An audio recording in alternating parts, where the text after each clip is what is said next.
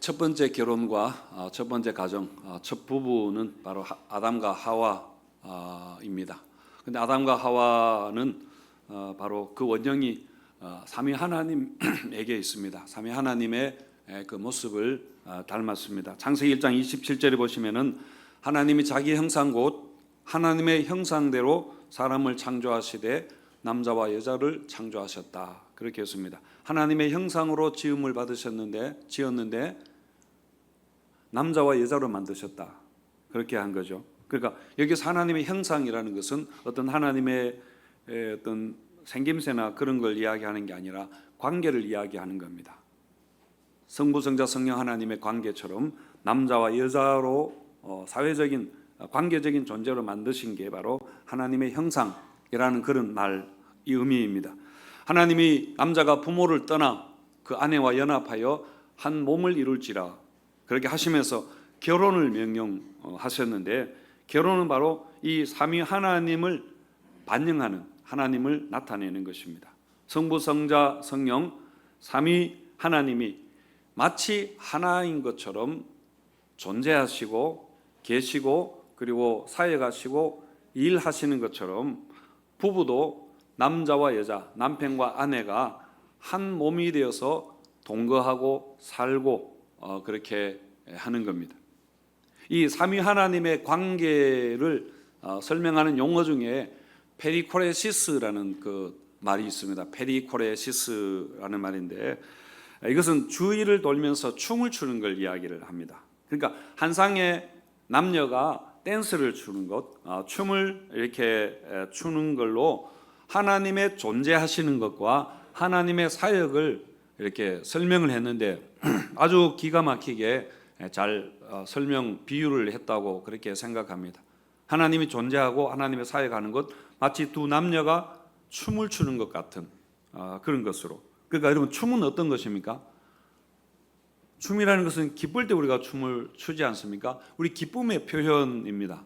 그리고 또 춤은 가만히 앉아 있는 것이 아니라 활발하게 이렇게 활동하는 그게 바로 춤이지요. 그리고 원래 춤은 성적인 에너지의 표현인데, 근데 그것을 아주 잘 다듬어내는 규제 양식이 춤입니다. 그래서 춤은 생명력의 표출이라고 합니다. 이런 삼위 하나님을 본받아서 부부도 하나가 되어서 짝이 되어서 마치 춤을 추는 것처럼 그런 관계가 되어야 한다. 삼위 하나님과 같은 관계, 하나님처럼 이렇게 춤을 추듯이 생명의 에너지, 기쁨의 에너지를 계속해서 이렇게 발산해내는, 그래서 그것이 이 역사와 인간의 모든 이거를 움직여가는 그런 힘이 바로 여기에서 나온다는 것입니다. 그리고 이 부부 관계의 원리가 교회에도 그대로 적용이 됩니다. 그래서 에베소서에서 남편과 아내의 관계를 설명하면서 무엇을 가지고 설명합니까? 교회에 대해서, 교회와 그리스도의 관계를 가지고 바울이 설명하는데, 그러니까 부부 관계의 원리가 교회와 모든 인간 관계에 그대로 적용이 된다는 것이죠. 그게 바로 삼위 하나님에게서 온 것이니까. 그래서 교회와 그리스도 또 성도가 하나가 될 때에 거기서 조용하고 문제없는 것이 아니라 하나가 되는 데서 정말 생명력이 넘치게 되고 교회의 일이 진행이 되고 하나님 나라의 역사가 거기에서 일어나게 되는 것입니다. 그래서 정말 춤추는 그런 우리 교회가 되었으면 좋겠다 하는 말씀입니다. 자, 오늘은 지난 주일에 이어서 남편들에게 주시는 권면을 보겠습니다. 7절 말씀 우리 한 번 더 같이 읽겠습니다. 시작.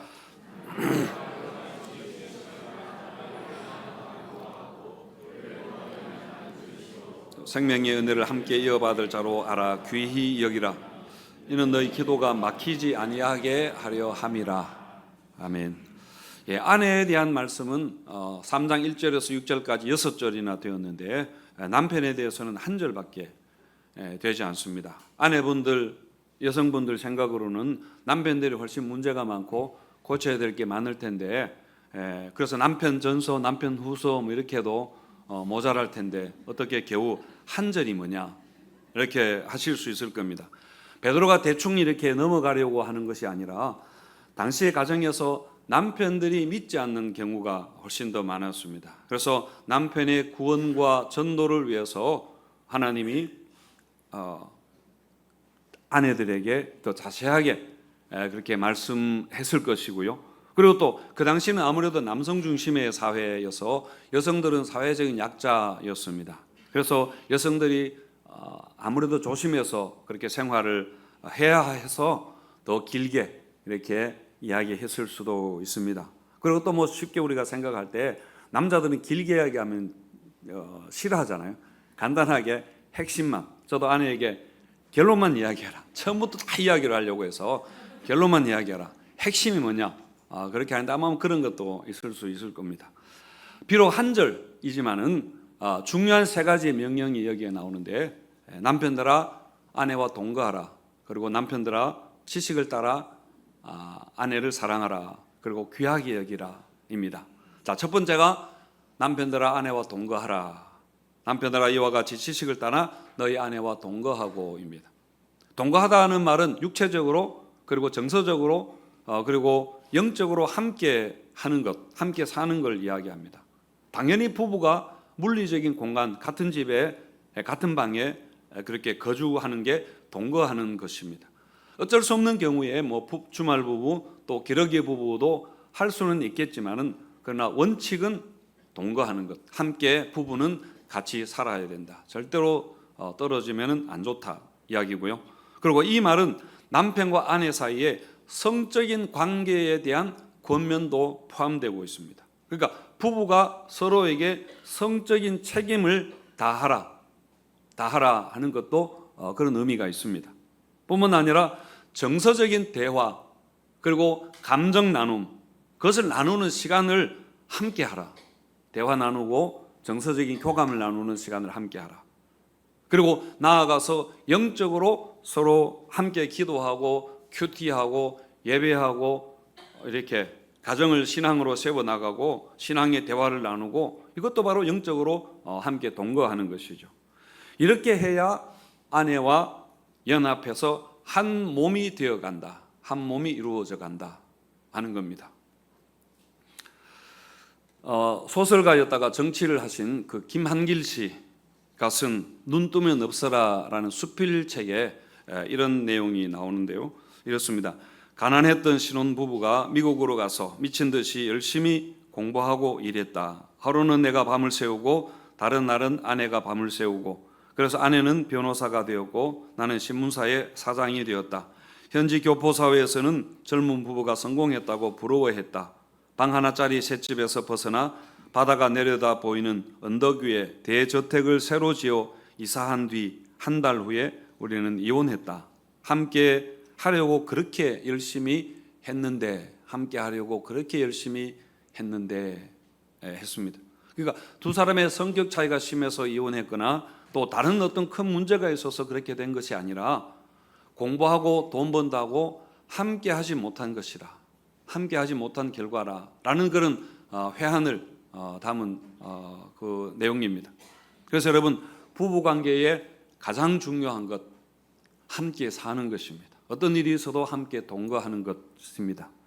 그래서 동거하다라는 말은 그 뒤에 나오는 남편이 아내를 안다 그리고 귀하게 여긴다와 연결되는 기본이 되는 것입니다.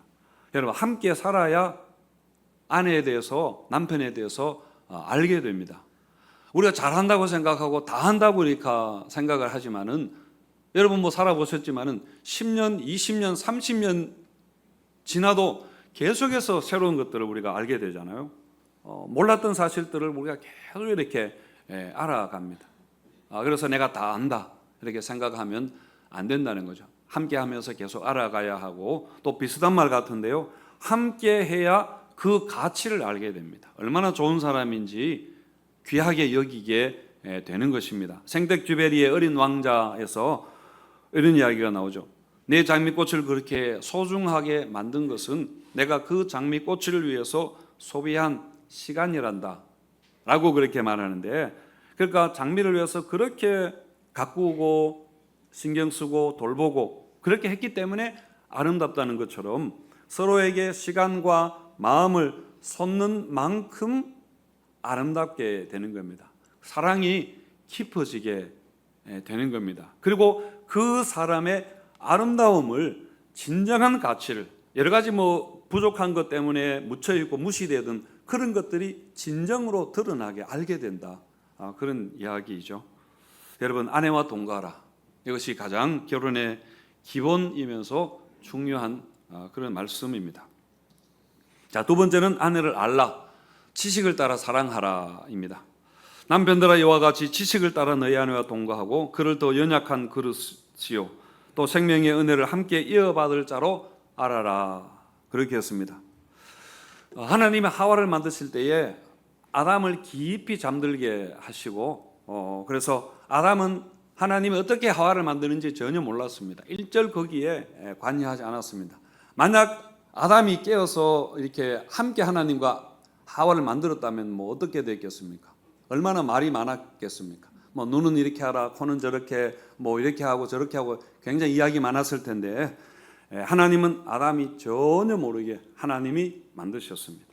그래서 아담은 하나님이 만드신 그것을 알아가야 하죠. 그래서 지식을 따라 사랑하라, 공부해라, 아내에 대해서 공부해라, 이런 이야기입니다. 카톡으로 요즘 우리가 서로 좋은 글들 많이 이렇게 서로 전하고 나누고 하는데 저도 굉장히 많이 봤습니다. 그런데 그 글들 중에 남편과 아내를 행복하게 하는 법이라는 게 있던데요. 거기에 보니까 남편을 행복하게 하는 거는 간단했습니다. 그냥 남편은 잘 먹이고 가만히 내버려 두면 된다. 남편이 너무 좋아한다. 이게 행복하게 하는 거라. 이 정도인데 아내를 행복하게 하는 법에 대해서는 엄청나게 많았습니다. 리스트가 이렇게 청소를 도와주고 사랑한다고 말하고 선물하고 설거지를 해주고 쭉 하다가 나중에 15가지나 이렇게 하다가 종이 더 이상 여백이 없어서 뭐라고 했는가 하면은 맨 마지막에 기타 500가지 이렇게 되어 있었습니다. 그러니까 아내도 물론 남편에 대해서 알아야 될 게 많죠. 남자들이 단순한 것 같지만은 그래도 또 알아야 될 게 많이 있습니다만은 정말 남편들이 아내에 대해서 훨씬 더 많이 공부하고 알고 또 배워가고 그렇게 해야 합니다. 배우라고 배우자 이렇게라고 하는 게 아닌가 싶은데요. 그래서 우리 교회도 청년 때부터 정말 결혼과 가정에 대해서 우리가 많이 성경적으로 교육을 해야 되겠다. 그런 생각이 들었습니다. 여러분, 이렇게 지식을 따르지 아니하고 자기 열심을 따라 자기 생각대로 그렇게 하게 되면은 그 사랑이 삐뚤어지게 될 수 있습니다. 로마서 10장 2절과 3절 한번 같이 읽어 보겠습니다. 시작. 내가 증언하노니 그들이 하나님께 열심히 있으나 올바른 지식을 따른 것이 아니니라. 하나님의 의를 모르고 자기 의를 세우려고 힘써 하나님의 의에 복종하지 아니하였느니라. 바리새인의 이야기 아닙니까? 하나님께 열심은 있으나 올바른 지식이 없었다. 그래서 하나님의 의가 아니라 자기의 의, 자기의 행복을 위해서 그렇게 했다. 결국 하나님을 믿는다고 바리새인들이 정말 열심히 특심이었는데 근데 그게 자기 열심이었습니다. 하나님에 대한 지식이 바르게 없었기 때문에 결국은 하나님의 뜻과 어긋나고 말았던 것이죠. 마찬가지로 남편들이 아내를 다 안다고 그렇게 생각하면 안 되고 여러분 지식이 필요합니다. 행복한 가정을 세우는데 우리가 얼마나 공부를 많이 해야 되겠습니까? 라이센스 하나 따고 하는데도 우리가 얼마나 많이 공부하고 사업 하나 하는데도 정말 엄청나게 공부를 하는데 우리가 정말 행복한 가정이 가장 중요하다면은 공부, 지식이 꼭 필요한 것입니다. 때로 우리가 지식이 없으면은 내가 마음대로 사랑할 때 내가 사랑한다고 하면서 오히려 괴롭힙니다. 은근히 괴롭히고 가스라이팅하고 스토킹하기도 하고 그러면서 내가 사랑하잖아 이렇게 하는데 그것은 잘못된 것이죠. 여러분 지식 없는 사랑은 굉장히 무모하게 되고 때로는 위험하게 될 수 있습니다. 상대방의 입장에서 하나님이 좋아하는 것을 우리가 열심을 내야 되는 것처럼 우리가 아내가 좋아하는 것을 행복한 것을 알고 우리가 그렇게 사랑해야 될 것입니다. 베드로는 남편이 알아야 할 지식으로 아내를 더 연약한 그릇으로 알아라. 아내가 더 연약한 그릇이다. 이렇게 했습니다. 이 말은 꼭 여성들이 뭐 신체적으로, 육체적으로, 정신적으로 또 심리적으로 약하다, 이런 이야기는 아닐 겁니다. 여성들도 굉장히 남자와 똑같이 굉장히 강인하잖아요. 물론 신체적으로 힘은 남자들보다 약하죠. 그렇지만 그렇기 때문에 무조건 다 주라, 뭐 이런 자존심 상하는 그런 이야기도 아닐 것입니다. 찰스 스윈돌 목사님 책에서 아내가 더 연약한 그릇이라 하는 말을 어떻게 이해를 했는가 하면은, 아내에게 남편이 절대로 폭력을 해서 안 된다. 언어폭력, 뭐 협박을 하거나 아니면은 신체적 학대를 해서 안 된다. 이런 의미로 그렇게 이해를 했던데요. 당시에는 남편이 아내에게 그렇게 하는 일이 흔히 있었다고 합니다. 남편이 뭐 힘이 있으니까 그렇게 굉장히 쉬운 거죠. 그래서 절대로 그렇게 해서 안 된다. 절대로 화를 내거나 분노하거나 막 이렇게 폭력을 해서 안 된다 하는 이야기입니다. 물론 아내들도 남편을 때리면 안 되겠죠. 이렇게 아내를 더 연약한 그릇으로 대하시기를 바랍니다. 그리고 또 생명의 은혜를 함께 이어받을 자로 알아야 합니다. 한마디로 아내와 남편은 하나님 나라의 동역자입니다. 남편은 주로 앞서서 일을 하고 아내들은 뒤에서 이렇게 뒷바라지를 돕는 자라고 해서, 여러분, 하나님이 남편에게는 대상을 주시고 크게 칭찬하시고 아내들에게는 뭐 장려상이나 뭐 참가상 정도 이렇게 주시는 게 아니라 하나님은 똑같이 그렇게 상을 주시고 이렇게 보신다는 그런 이야기입니다. 우리가 생명의 은혜를 함께 이어받을 자이기 때문에 1인 뭐 2인 삼각입니까? 그 경기를 하는 것처럼 우리가 어떤 파트너든지 간에 끝까지 우리가 함께 걸어가야 합니다. 그것이 부부에게 주어진 운명 책임이겠죠. 우리는 보통 결혼을 내가 잘못했다, 뭐 이런 이야기를 합니다. 남편 잘못 만났다, 아내 잘못 만났다, 그래 이야기를 하는데, 물론 그런 경우가 있을 수도 있습니다만은, 그런데 원칙적으로는 그런 말 여러분 있을 수 없는 이야기입니다. 그런 말 있을 수 없습니다. 내가 부모를 선택해서 태어나지 않은 것처럼, 부모가 가난해도 뭐 배우지 못해도 또 부모가 건강하지 못해도 여러분 내 부모인 것을 부인할 수 없는 것 아닙니까? 우리의 영역은 제한되어 있습니다. 아내와 남편의 관계도 여러분 마찬가지입니다. 하나님이 짝지어 주신, 물론 내가 선택한 것 같지만은 사실은 하나님이 짝지어 주신 것이라 우리가 그것을 믿어야 하고, 그래서 결혼하게 되면은 상대방이 어떠하든지 간에 한 몸이 되는 것입니다. 그 사람과 하나가 되는 것입니다. 그래서 아내를 흉하거나 남편을 흉하거나 나와 관계없는 사람인 것처럼 그렇게 하는 것은 그것은 아니다.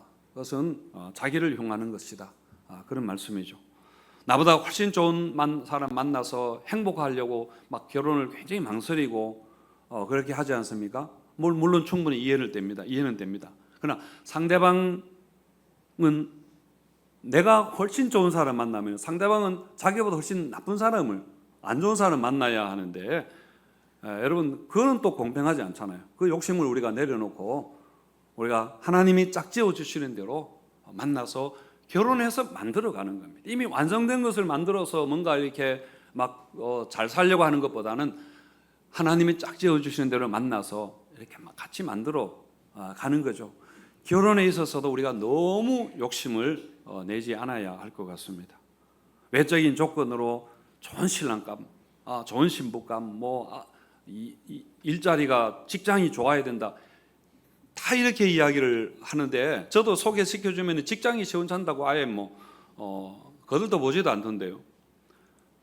여러분 이런 것들 외적으로 우리가 판단하는 거 물론 중요할지 모르겠습니다. 제가 세상 물정 모르고 하는 이야기일 수도 있지만은, 근데 우리는 성경적으로 항상 생각하셔야 됩니다. 성경적인 가치관이 분명해야 됩니다. 여러분 만약에 우리가 이런 사고방식, 세상적인 물질적으로 남녀 관계, 부부 관계 생각한다면은 우리는 굉장히 세상적인 사람이다. 만약에 그것으로 결혼 생활을 한다면은 불행하게 될 수 있습니다.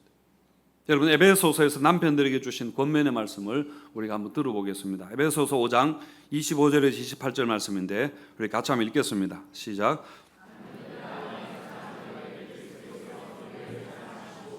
그 교회를 위하여 자신을 주심같이 하라. 이는 곧 물로 씻어 말씀으로 깨끗하게 하사 거룩하게 하시고 자기 앞에 영광스러운 교회로 세우사 티나 주름 잡힌 것이나 이런 것들이 없이 거룩하고 흠이 없게 하려 하심이라. 이와 같이 남편들도 자기 아내 사랑하기를 자기 자신과 같이 할지니 자기 아내를 사랑하는 자는 자기를 사랑하는 것이니라. 예, 하나님의 말씀입니다. 자신을 주심같이 남편들이 아내를 사랑하라. 주님이 우리를 위해서, 교회를 위해서 죽기까지 하셨는데 그렇게 사랑하라. 그게 남편들에게 주시는 하나님의 명령입니다. 자기 자신을 사랑하는 것처럼 아내를 사랑하라. 왜냐하면 나 자신이기 때문에, 나와 한 몸이기 때문에 여러분 그렇습니다. 주님이 교회를 위해서 자기 자신을 내어주기까지, 십자가에 죽기까지 사랑하신 것은 왜 그렇게 하셨는가? 교회를 위해서입니다. 교회가 거룩하고 영광스러운 교회가 되도록 하기 위해서입니다. 여러분, 남편도 이와 같이 아내를 거룩하고 영광스러운 아내로 만들기 위해서, 아내로 빛나도록 하기 위해서, 그러니까 아내가 가지고 있는 잠재력, 어떤 재능이나 이런 것들을 마음껏 발휘하도록, 마음껏 이렇게 사회적으로 가정적으로 펼칠 수 있도록 남편이 도와주어야 한다. 남편이 이렇게 뒤에서 뒷바라지를 이렇게 해 주어야 한다 하는 그런 이야기입니다. 그래서 정말 그 아내의 잠재력, 그것을 발휘해서 멋지고 아름다운 그런 사람이 되도록 여러분 도와주라 하는 이야기입니다.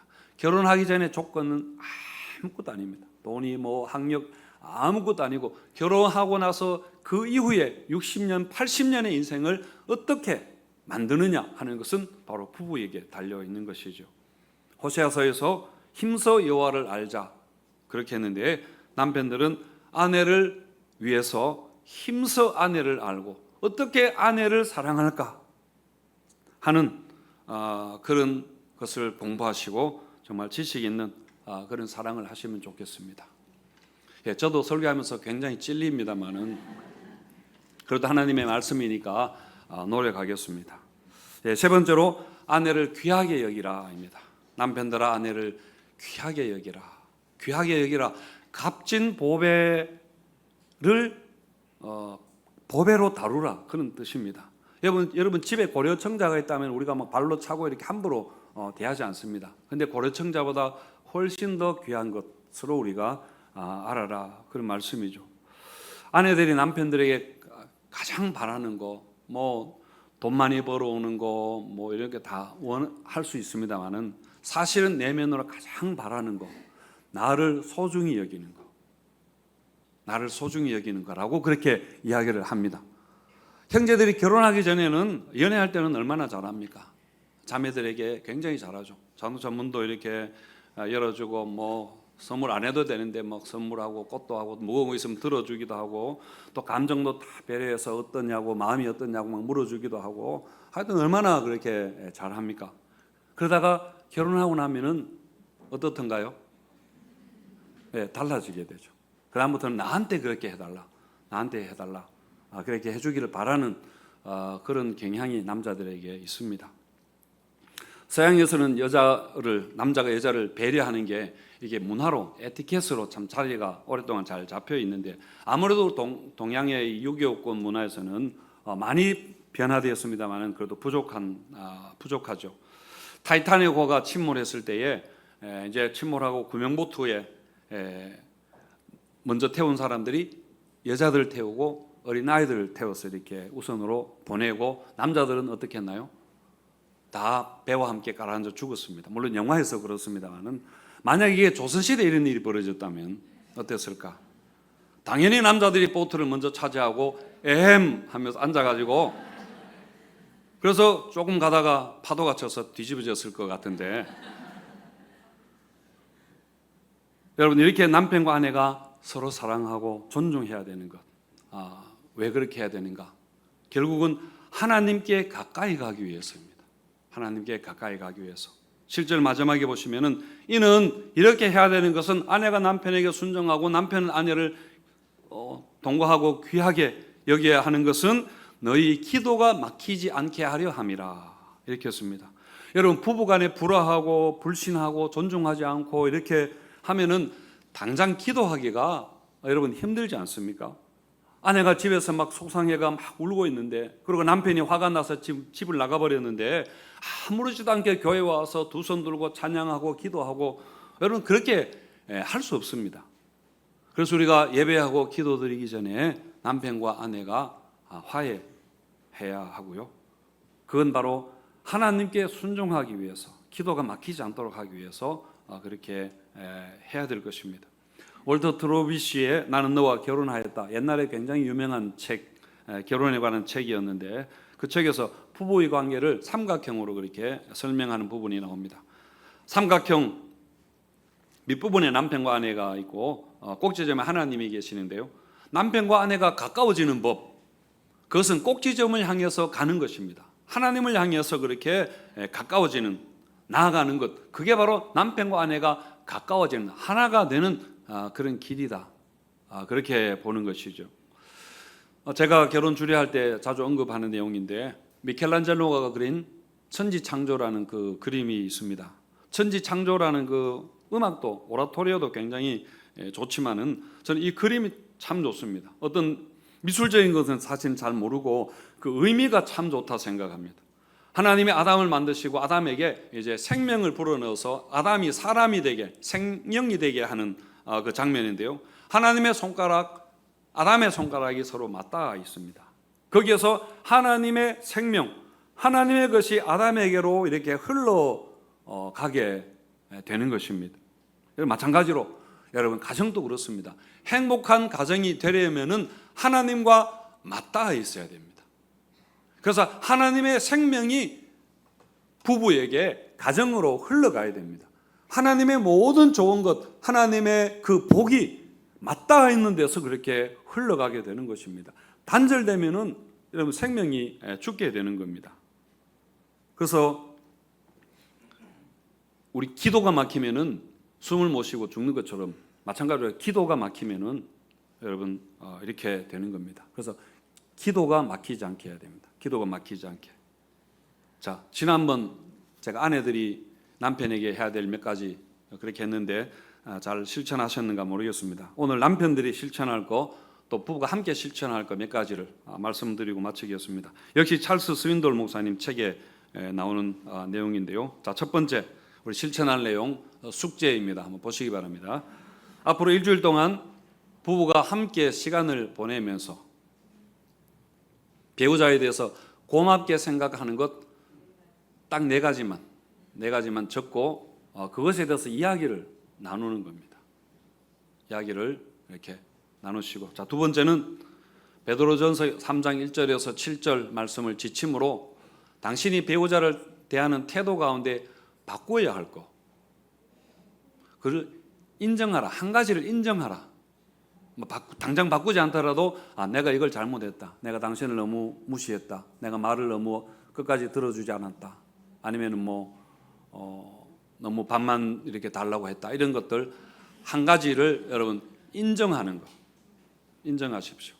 그 다음에 세 번째는 만약 부부간에 성경이 말하는 역할을 행하는데, 오늘 말씀을 실천하는데 어려움이 있다면, 나는 당신에게 도저히 순종 못하겠어, 이렇게 귀하게 여겨지지 않아, 예를 들어서 이런 말씀에 순종하는데 어려움이 있다면은 여러분 좋은 관계를 도와줄 수 있는 역할 모델을